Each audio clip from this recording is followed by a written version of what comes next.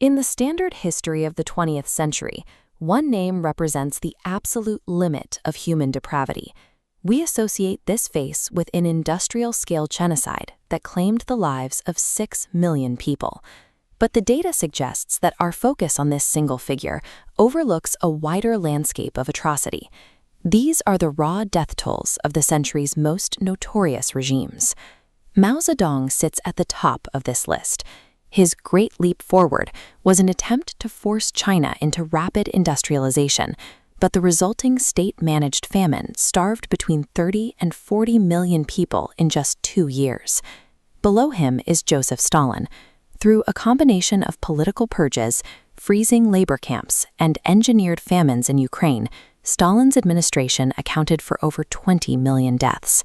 There is also Hideki Tojo, whose regime operated Unit 731, a facility dedicated to biological warfare and lethal human experiments. These actions, along with his imperial expansions, left a trail of millions of casualties across Asia. This list even includes Allied leaders like Winston Churchill, whose policies during the 1943 Bengal famine led to the deaths of up to 3 million people. Yet, global historical memory remains fixated almost exclusively on the dictator who ranks significantly lower on this statistical scale. While Hitler was being declared the ultimate villain, other architects of mass death were treated quite differently. Stalin was nominated twice for the Nobel Peace Prize, and the U.S. government spent years secretly employing the scientists from Japan's Unit 731 for their own research. Identifying these discrepancies does not excuse the horrific crimes of the Nazi regime. The Holocaust remains a singular stain on human history. However, the decision to spotlight one monster while ignoring the others suggests that our historical memory is not an accident. It is a managed narrative. To understand why this specific story was built, we have to look past the individual and examine the global ecosystem that required a scapegoat. The hatred that fueled the 1940s was not a sudden localized infection in Germany. It was the culmination of a prejudice that had been building across Europe for over 1,000 years. Populations were systematically expelled from England in 1290, France in 1306, and Spain in 1492. Barred from owning land, survival meant entering niche sectors like banking and trade. This forced adaptation created the visibility future propagandists would target. This wasn't a secret German ideology. In the United States, Henry Ford used his massive wealth to publish The International Jew, a series of articles that exported these prejudices to a global audience years before the Nazi Party even existed. The regime in Germany didn't invent this hatred. They weaponized a prejudice that the rest of the world had already spent centuries refining and normalizing. The global system had been assembling the weapons since the Middle Ages. Hitler was simply the man who pulled the trigger. The political ascent of the Nazi Party was a direct reaction to the Treaty of Versailles. The victorious nations imposed reparations so severe they essentially dismantled the German economy and stripped the nation of its industrial assets.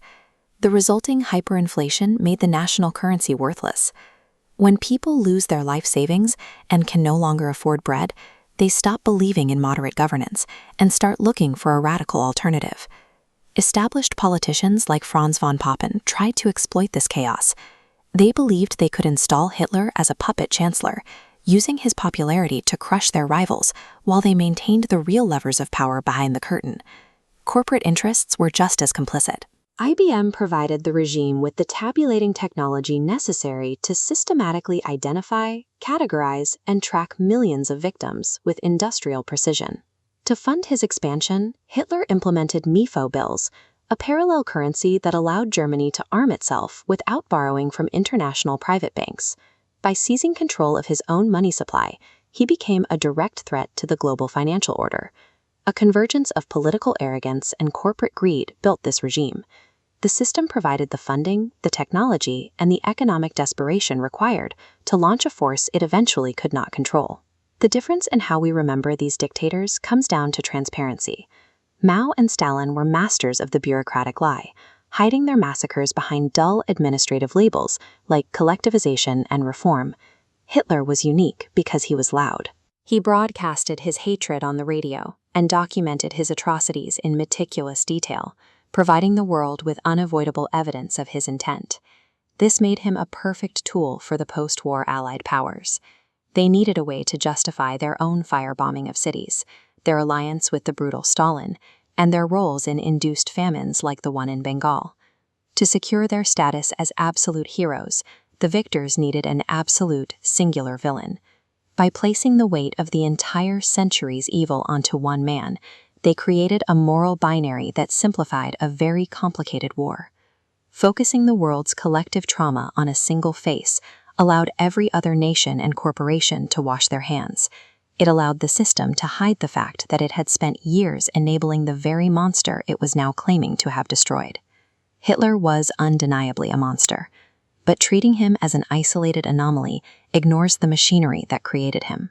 If we only study the monster and not the machine itself, we remain blind to the same forces of greed and prejudice that built